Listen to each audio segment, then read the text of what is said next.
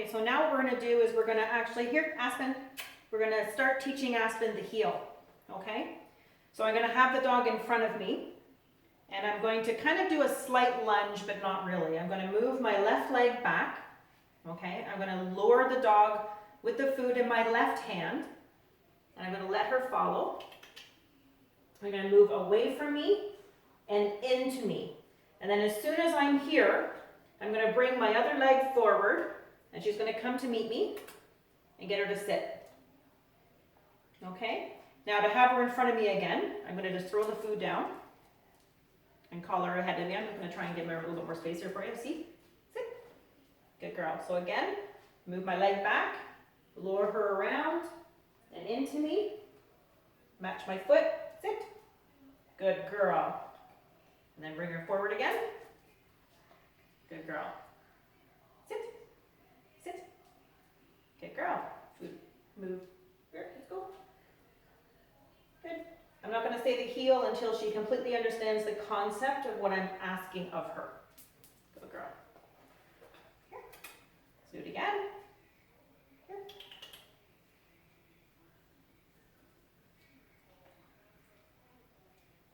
Good. Okay, I'm going to do it maybe sideways here to kind of show you. Here, go over there. Good girl. So again, I'm going to have her in front. Here. Sit. Good. So I take the food, I put my leg slightly back, lower her away from me and into me, and beside me here to the heel. Good. One more time. Good girl. Here. Sit. Good girl. Good girl. So now I can start doing a little bit faster for her. Go ahead. Here. Sit. Heel. Sit. Good girl.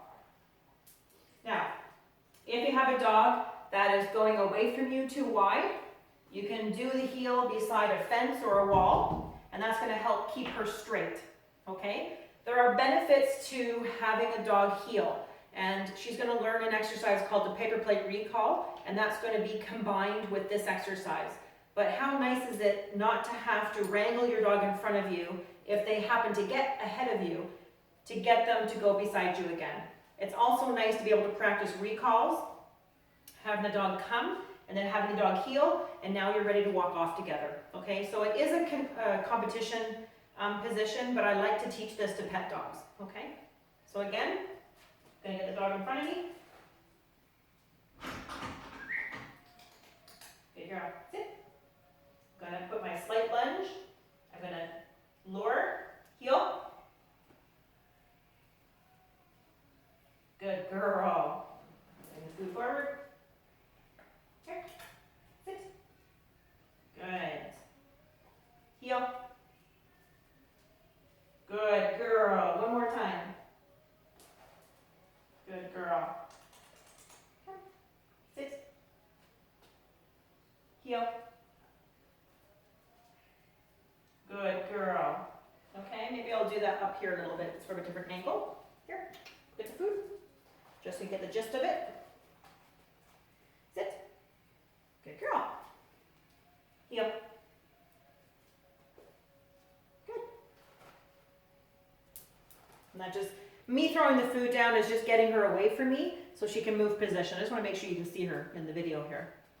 Here. Good girl. Okay. Here.